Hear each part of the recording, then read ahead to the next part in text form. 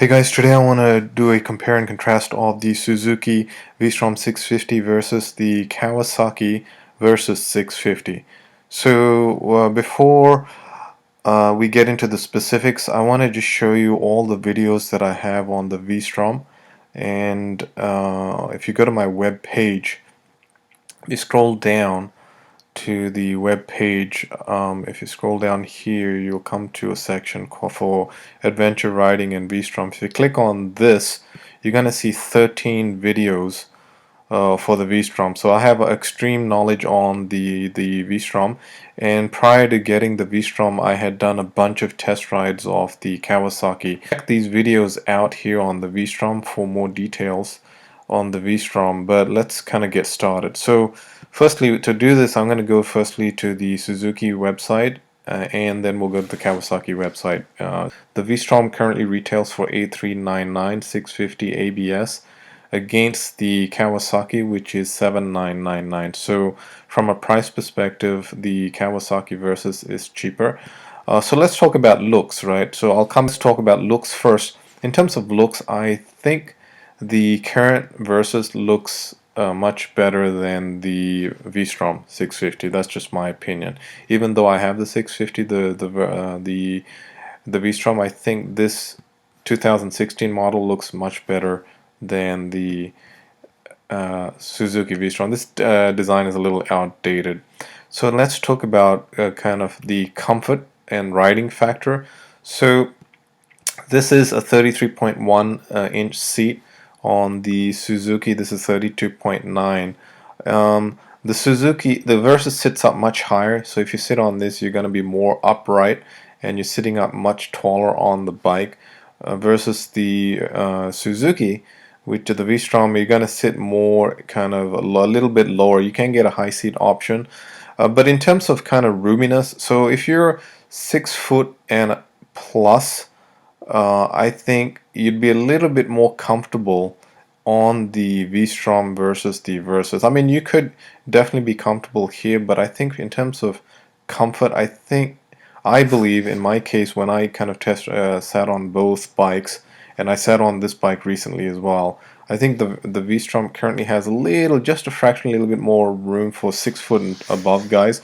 But if you're 6 foot and less, then it don't really matter. But I think to ride both bikes, you need to be 5'8" and plus, because these are pretty tall bikes, so you need to really be 5'8" and above to ride these bikes.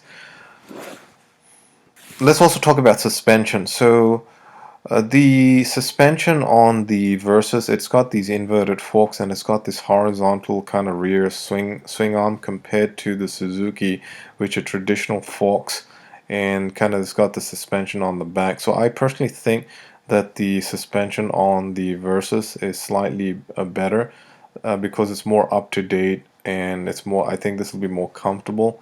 It took me a while on Suzuki to get that. This rear shock kind of goes right up into your back, so if you don't have the weight and the weighting right, it kind of starts hurting your back. So that's why I like the horizontal swing arm on the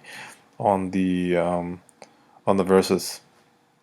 Let's talk about the engine. So the Suzuki's got this V-twin 90-degree V-twin engine versus the two-cylinder parallel twin in the Versys.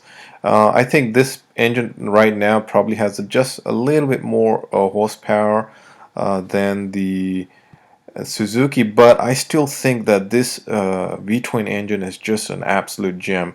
I've ridden on both bikes, and in terms of kind of feedback, user feedback to the rider, I personally think that this engine here is just a remarkable unit. It's just one of the best engines that I've ridden. It's got twin spark plugs per cylinder. I think the Suzuki just has, just single spark plugs per cylinder. And I personally think, even though the 650 parallel twin may be a little bit more modern, I still think this engine is a gem, and it gives you some very good feedback, responsiveness. You're really connected to this engine.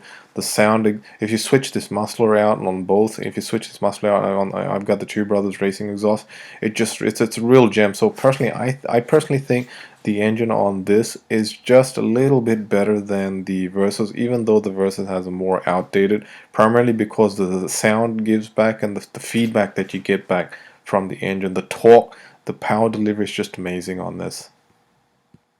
So let's talk about the fuel economy. So on the Versys, I think you're going to average about 50 to 55 miles per gallon. And on the fuel economy on the V-Strom, I've been getting in excess of 60 miles a gallon. So, and the range and the fuel economy on the V-Strom is better than the Versys. I wasn't expecting when I got the V-Strom. I didn't know it would have such an awesome range and such an awesome fuel economy. But from a fuel economy perspective and range perspective, I've done, several times I've gone over 300 miles on the range. So I think the V-Strom wins out on fuel economy and range. So the final outcome is, okay, if right now, what would I get? So a couple of, when I got this model 2013, same bike as this. At that time, I felt the V-Strom was better. But right now, what would I get? Would I get the Versys or the Suzuki? And even though that the Suzuki has a couple of some points that I mentioned that's slightly better than the Versys, I still think that the Versys is a better buy right now for 7,999 for this kind of the new capabilities that you're getting and the looks. I would probably get the Versys. So I think the Versys right now wins, it beats the Suzuki, which is kind of a little bit out of date right now. It's kind of getting old. I would get the Versys 650, even though I ride a Suzuki V-Strom and I've ridden it for many years. I'm being very objective and very kind of objective here, and I think the Versys is the winner in my point of view. Thanks for watching, guys, and if you like this video, please do like it and do subscribe. And if you want to see more videos on the V-Strom, check that out. And don't forget to subscribe to my channel. Thank you very much. Bye.